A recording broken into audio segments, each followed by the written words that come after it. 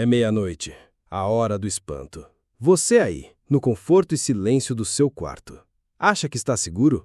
Acha que as portas trancadas e as luzes acesas podem te proteger do que se esconde nas frestas da realidade? Engano seu. As histórias que contamos aqui no canal Meia-Noite não são contos de ninar.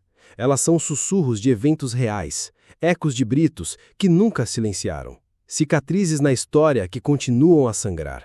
Nós não criamos o medo. Nós apenas apontamos a lanterna para onde ele sempre esteve. Ao seu lado, na casa vizinha, no prédio da esquina. O verdadeiro terror tem um endereço e uma data. Antes de mergulharmos na escuridão de hoje, faça um favor a si mesmo. Deixe o seu like para nos mostrar que você está aqui, conosco. E inscreva-se no canal. Na penumbra, é sempre bom ter companhia. Hoje, vamos visitar as cinzas de uma das maiores e mais assombradas tragédias do Brasil. Um lugar onde o fogo não purificou, apenas abriu um portal. Prepare-se. A história do edifício Joelma começa agora. São Paulo, 1º de fevereiro de 1974. Uma manhã de sexta-feira que prometia ser como qualquer outra no coração pulsante da maior cidade do país. No centro da cidade, o edifício Joelma, com seus 25 andares, era um símbolo de modernidade, abrigando escritórios, principalmente do Banco Crefisul.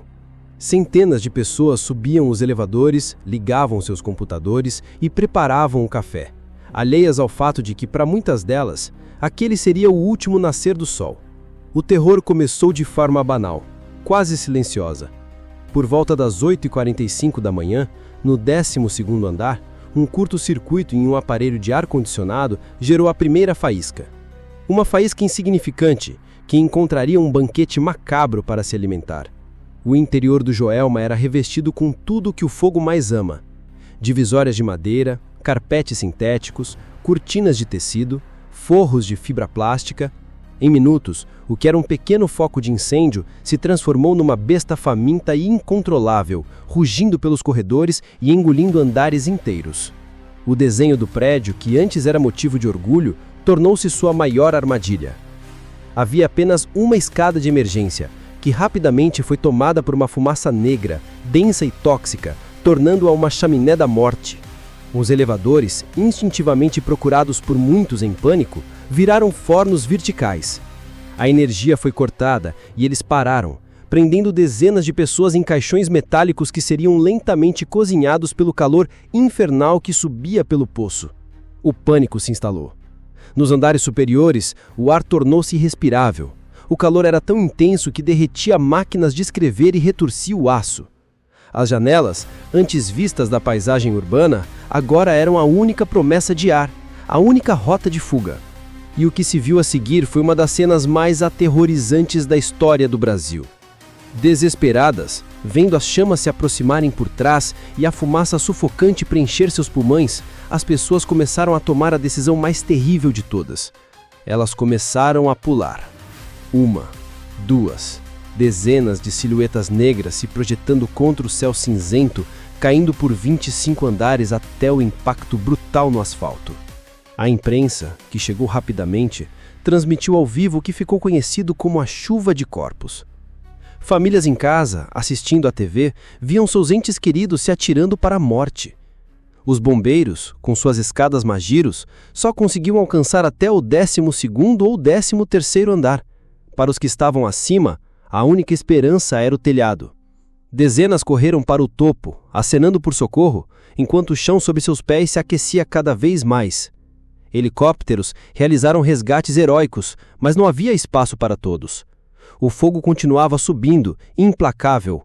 Às 10h30, o inferno atingiu seu clímax. O prédio era uma tocha humana gigante no centro de São Paulo. Gritos, sirenes e o som surdo dos corpos caindo criavam uma sinfonia do apocalipse. Após 4 longas horas de combate, o fogo finalmente foi controlado. Mas o que restou foi um monumento ao horror. A contagem oficial foi de 191 mortos e mais de 300 feridos. Mas a história do Joelma não terminou quando as chamas se apagaram. Ela apenas começou a se transformar. Durante a identificação dos corpos, uma cena macabra chocou até os peritos mais experientes. Dentro de um dos elevadores, 13 pessoas foram encontradas. Seus corpos estavam tão carbonizados e fundidos pelo calor que era impossível separá-los ou identificá-los individualmente.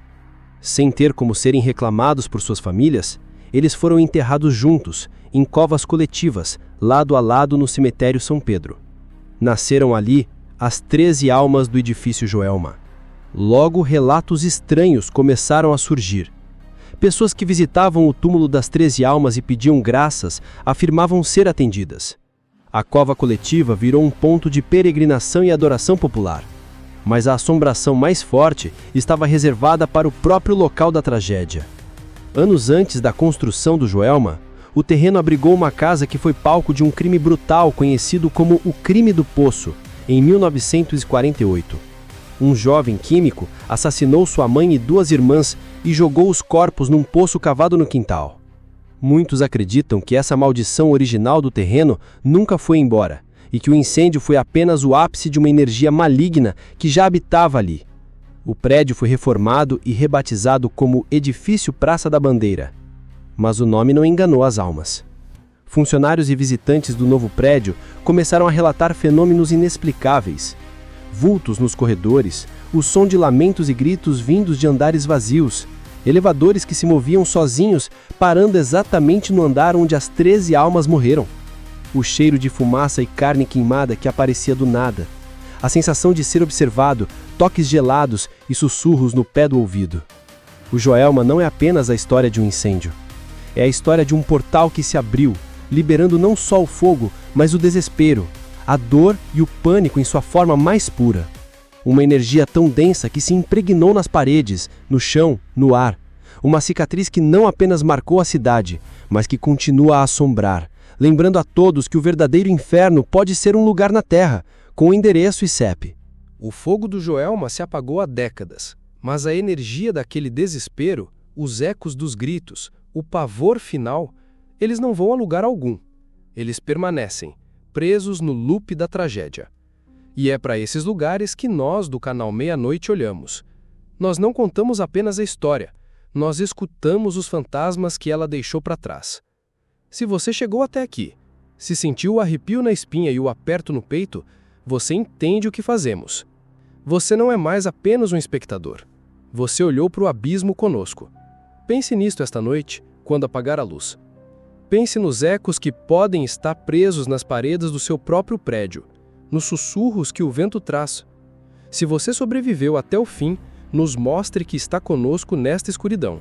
Curta este vídeo, inscreva-se para não se perder em nossas futuras investigações, ative o sininho para ser o primeiro a ouvir o nosso chamado à meia-noite e comente qual detalhe desta história te deixou sem sono. O terror nos une. Até a próxima Hora do Espanto.